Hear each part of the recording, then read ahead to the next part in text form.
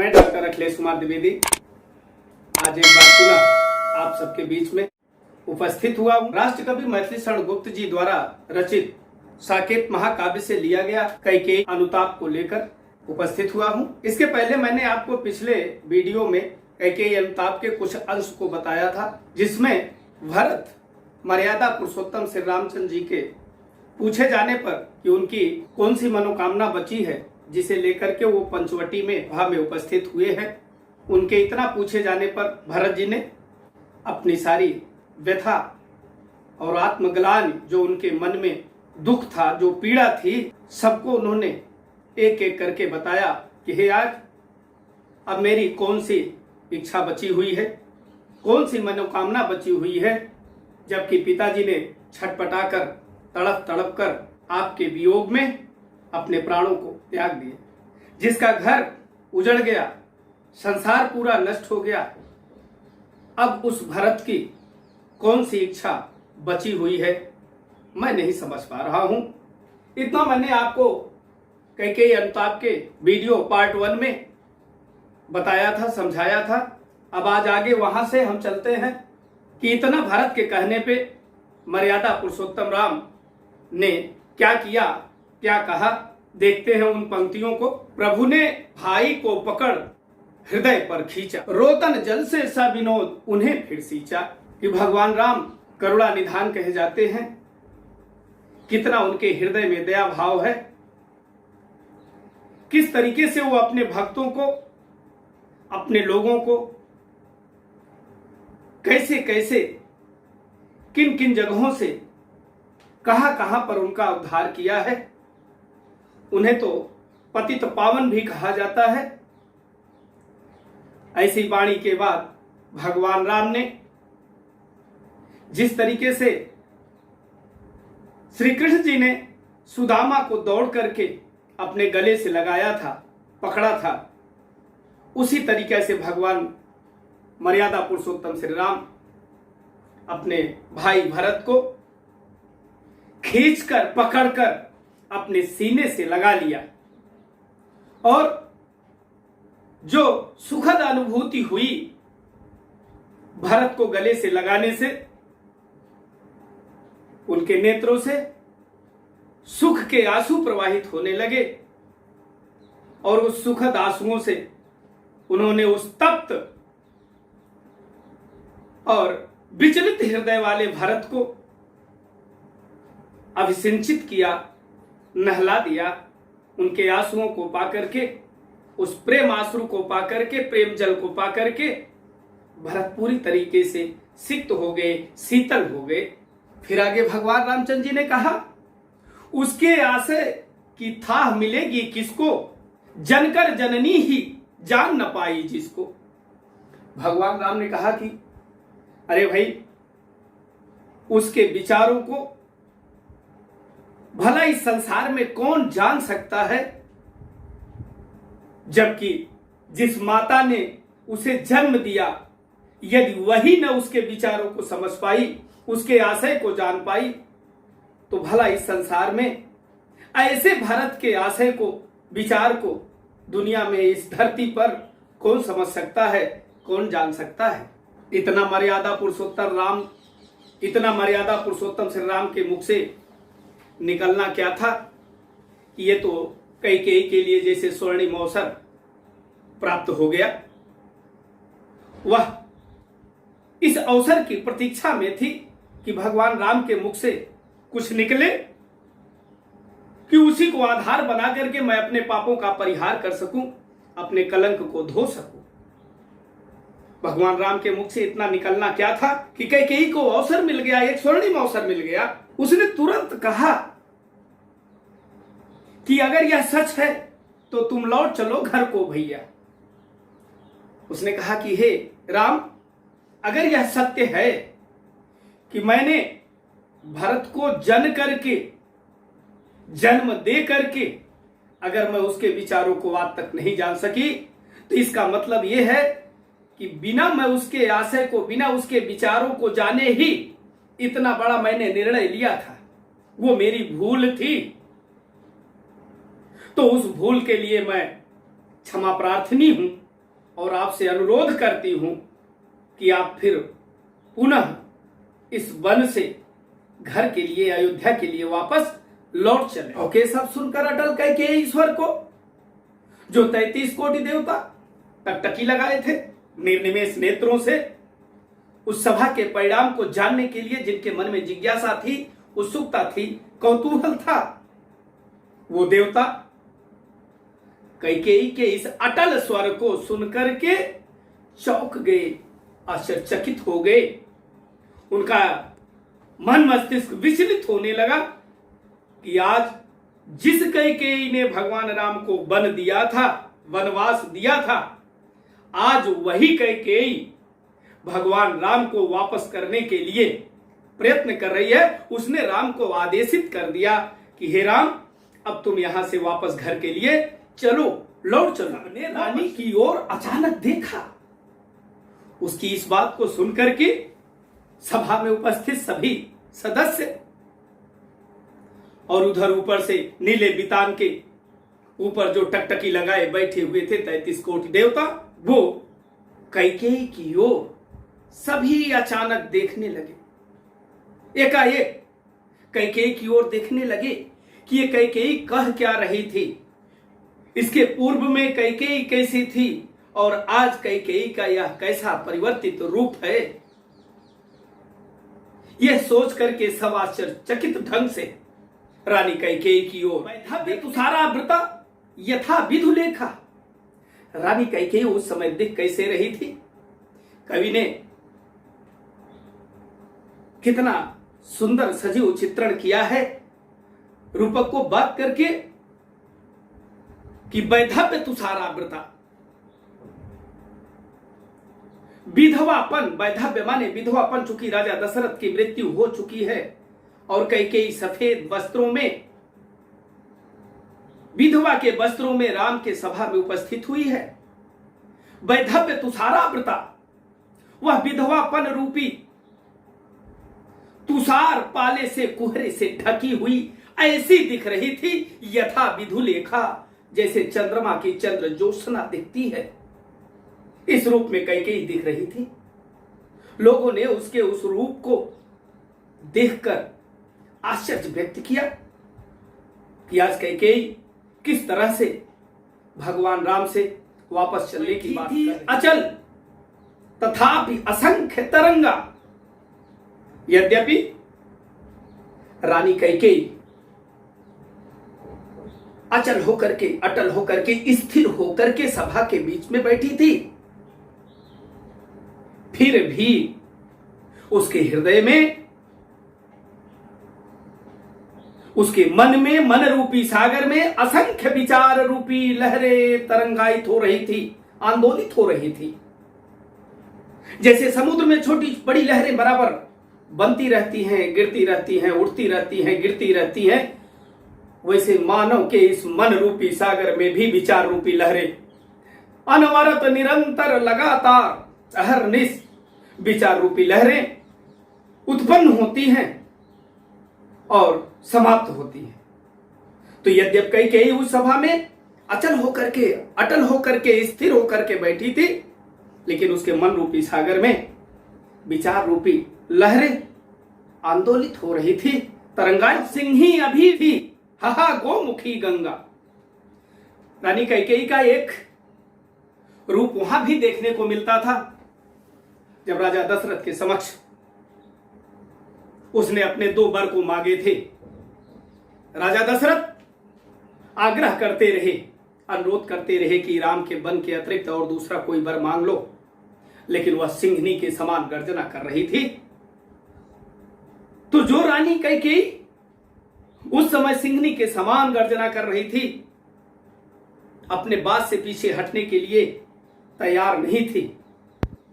आज उसी कैकेयी के पापों का परिहार हो गया है, उसके पाप धुल गए हैं, उसके दोष धुल गए हैं और आज वह गोमुखी गंगा, पवित्र गोमुखी गंगा के समान शांत और शीतल दिख रही है। और वह भगवान राम से निवेदन कर रही है, उनको आदेशित भी कर रही है कि हे राम, अब आप यहां से वापस घर को लौट चलिए, अयोध्या को लौट चलिए, क्योंकि आपने अभी यहां पे स्वीकारा है पूरे सभा के बीच में। क्या स्वीकारा है? आपने ये कहा है कि भारत को जन्म देने वाली माता जब उसके विचारों को न जान सकी तो भला कौन जान सकेगा। तो अगर ये मेरी वह भूल थी तो आप उस भूल को दरकिनार करते हुए आप यहां से वापस चले जाओ। कैकेयी कहती है कि हां, जनकर भी मैंने न भरत को जाना। वो कहती है कि ये सच्चाई है, मैंने निश्चित रूप से भरत सदृश पुत्र को जन्म दिया है। भरत मेरी संतान है, भरत मेरा पुत्र है, फिर भी मैं उसे जन्म देने के बावजूद भी उसको पहचान नहीं पाई, उसके विचारों को जान नहीं। बात को सब सुन लें, अभी स्वयं तुमने इसको माना।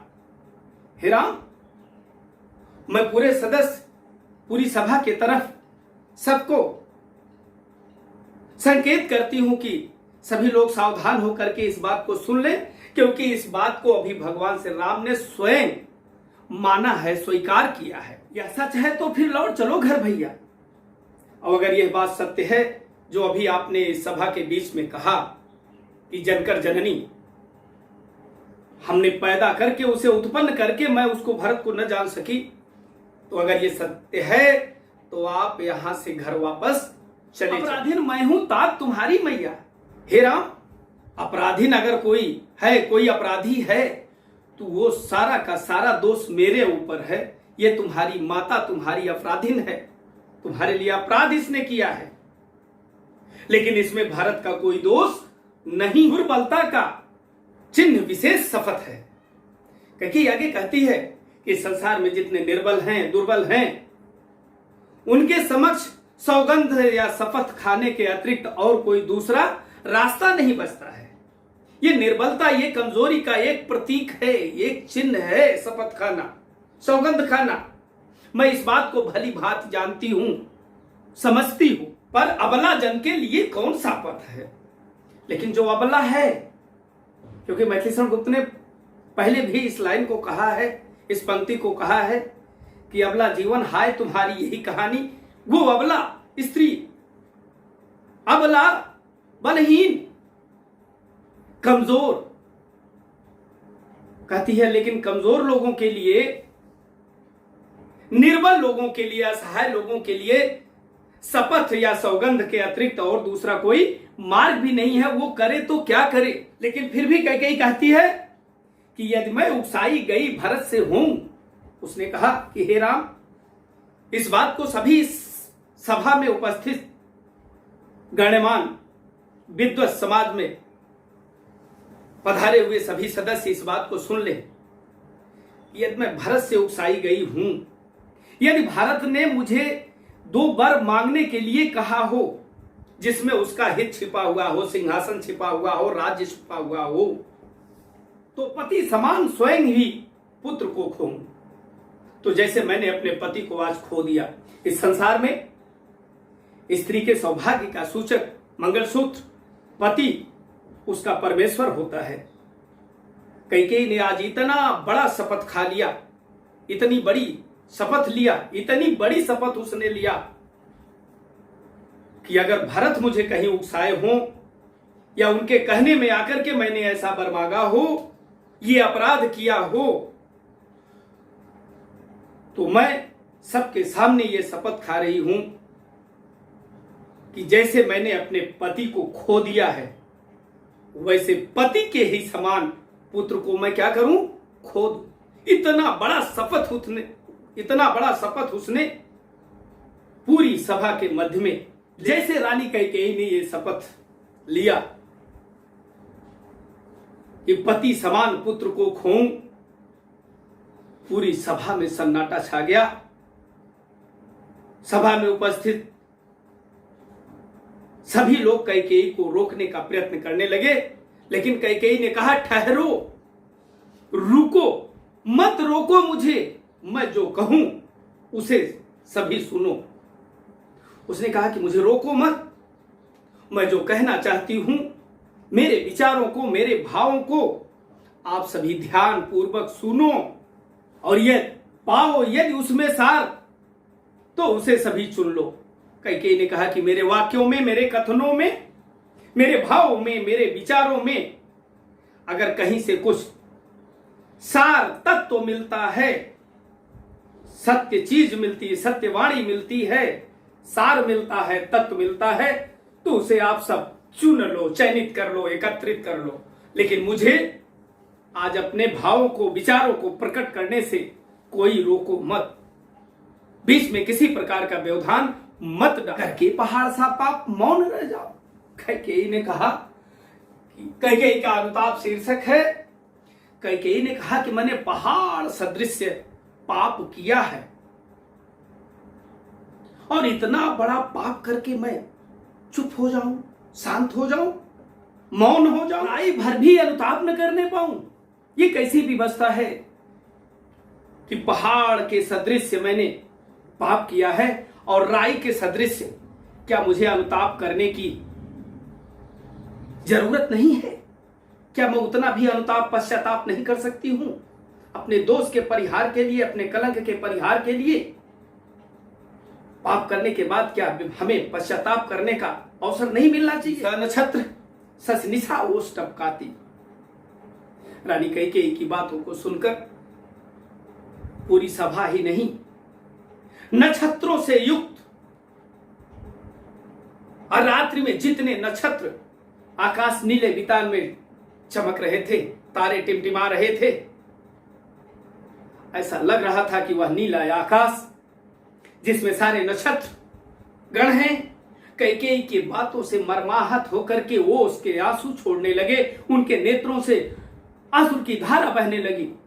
वह आंसू की धारा क्या था कि जैसे लग रहा कि आकाश से ओस गिरा हुआ, जो आकाश से ओस है वह ओस नहीं है, बल्कि नक्षत्रों के द्वारा कैकेयी की बातों को सुनकर मर्माहत होकर के वह अपने आंसुओं से आंसू टपका रहे हैं, उनके नेत्रों से आंसू निकल थी। नीरो सभा हृदय थपकाती। नक्षत्र ही उसकी बातों से मर्माहत होकर के ओस के आंसू नहीं टपका रहे थे, बल्कि संपूर्ण सभा रो रही थी। नीरव रव से रहित, आवाज से रहित, किसी के मुख से शब्द नहीं निकल रहा था, निशब्द थे, हो करके भी वो रो रहे थे। उनकी निशब्दता चारों तरफ वातावरण को मलिन कर रही थी। पुलकाशी रानी दिशा दीप्त करती थी, लेकिन जिस दिशा में, जिस स्थान पर रानी बैठी हुई थी, आकाश से टूटे हुए उल्के पिंड के समान वह उस दिशा को आलोकित कर रही थी, दे दीप्यमान कर रही थी, प्रकाशित कर रही थी। क्यों? क्योंकि वह सनई सनई धीरे धीरे पश्चाताप के अग्नि में अपने पापों को परिष्कृत कर रही थी, परिहार कर रही थी और निर्मल हो रही थी, उज्जवल हो रही थी। जितना ही वह पश्चाताप करती थी, जितना ही वह प्रायश्चित करती थी, उतना ही उसका चरित्र उदात्त भावों से भर उठता था। उसकी निर्मलता उतनी ही सामने प्रत्यक्षता दिख पड़ रही, भय, विस्मय और खेद भरती थी। जो 33 कोट के देवता आश्वानित थे कि मर्यादा पुरुषोत्तम राम भन इस वनवास में आए हैं, इस वन में आए हैं, उनके द्वारा उनके कष्टों का निवारण किया जाएगा, लेकिन आज सब में रानी कैकेयी ने भय, विस्मय और खेद भर दिया। उसने अपने पापों का परिहार किया, अपने दोषों को उसने समाप्त किया और उसके आदेश को, उसकी बात को सुनकर के उस सभा में उपस्थित लोग, नक्षत्र, आकाश और 33 कोट के देवता जितने थे, वो निर्निमेष नेत्रों से सभा के परिणाम को जानने के लिए, जिनके मन में उत्सुकता थी, सब में भय, विस्मय और खेद उसने भर दिया। भय क्या, कैसे भर दिया?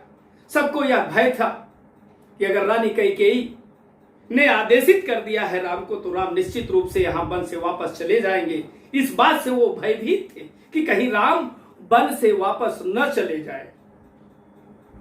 विस्मय, सबके अंदर यह आश्चर्य था कि क्या यह रानी कैकेयी वही रानी कैकेयी है जिससे बार बार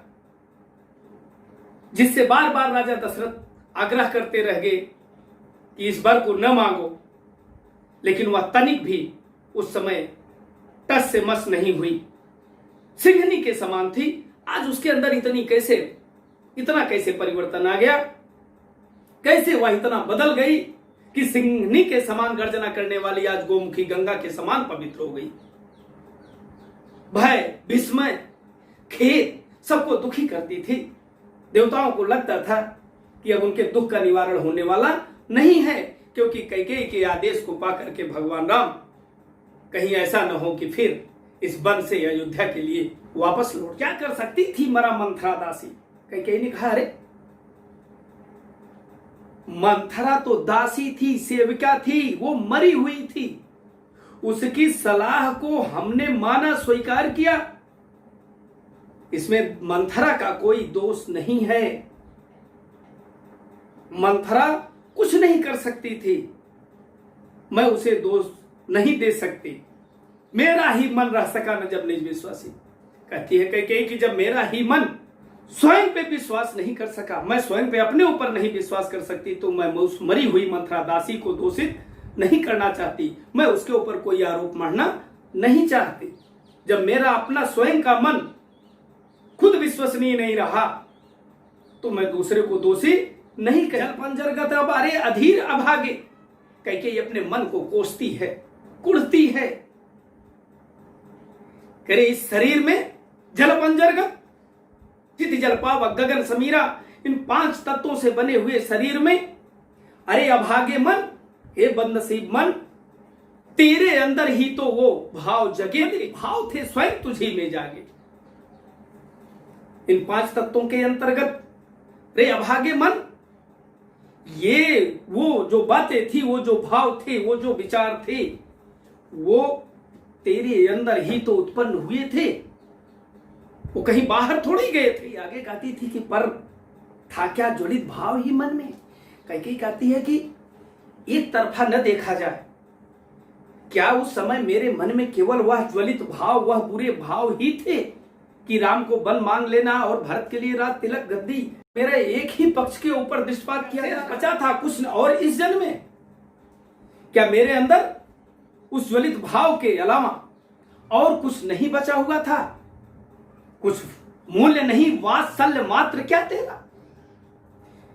क्या एक मां की ममता का कोई मूल्य नहीं होता है? क्या मां की ममता का कोई मूल्य नहीं होता है? क्या उसके मन में केवल ज्वलित भाव ही थे? क्या अपने पुत्र के प्रति वात्सल्य भाव का कोई मूल्य नहीं है? पर आज अन्य सा हुआ, बस यह मेरा।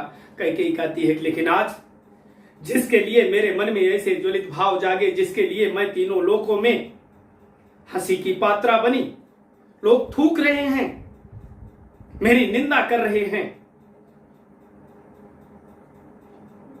तो क्या केवल मेरे अंदर वही ज्वलित भाव थे? मेरे मन के अंतर्गत पुत्र के प्रति मेरा वात्सल्य कोई भाव नहीं था? लेकिन आज ऐसी परिस्थितियां उत्पन्न हो गई हैं कि आज वह मेरा बेटा, जिसके लिए मैंने इतना बड़ा अपराध किया, इतना बड़ा पाप किया, जिसके लिए पूरा संसार मुझे थूक रहा है, आज वही मेरा अपना भरत पुत्र, मेरा अपना वही बेटा, वही भरत, जिसके लिए मैंने ये सब कुछ किया, आज वही अन्य सा दिखाई दे रहा है, दूसरे के बेटे के समान दिखाई दे रहा है। थूके मुझ पर त्रैलोक भले ही थूके। कैकेयी कहती है कि यह संसार मेरे ऊपर चाहे जितना थूके, मेरी निंदा करे, मेरा परिहास करे, तीनों लोग मेरे ऊपर, मेरे कार्यों के ऊपर, मेरे अपराधों के ऊपर मेरी निंदा करे, मुझ पर थूके, मुझसे ग्लानि करे, ईर्ष्या करे, द्वेष करे, कुछ भी करे, जो कोई जो कह सके क्यों चूके, जिसके मन में जो आवे वो मुझे कहे,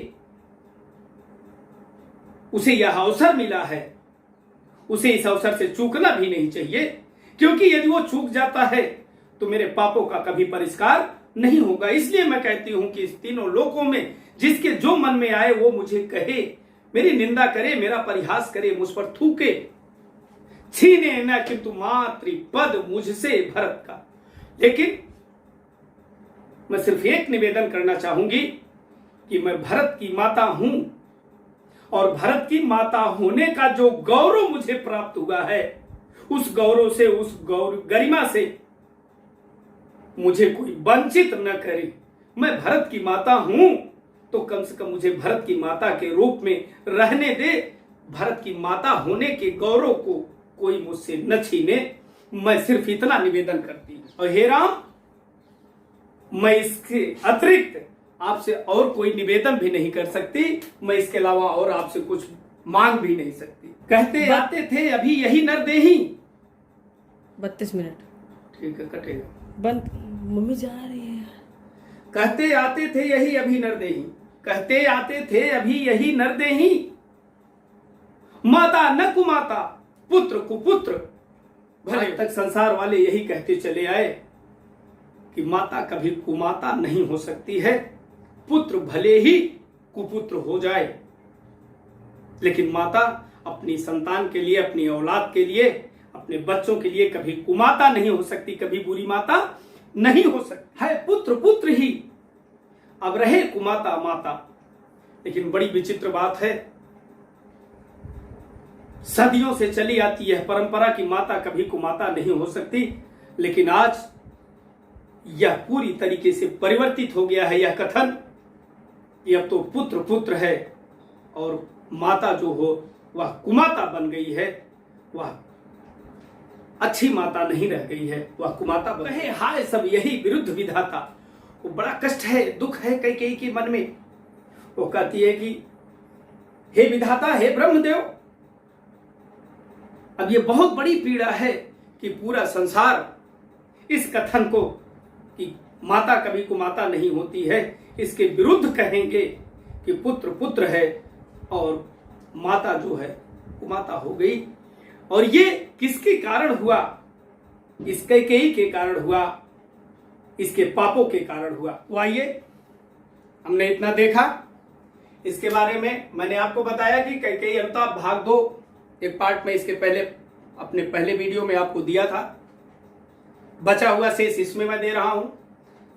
और कुछ कठिन शब्द इसमें है, जैसे अटल स्थिर, वैधव्य, विधवापन, तुषारावृता, पाले से ढकी हुई, विधुलेखा, चंद्रमा की किरणें, असंख्य तरंगा, अगणित लहरें।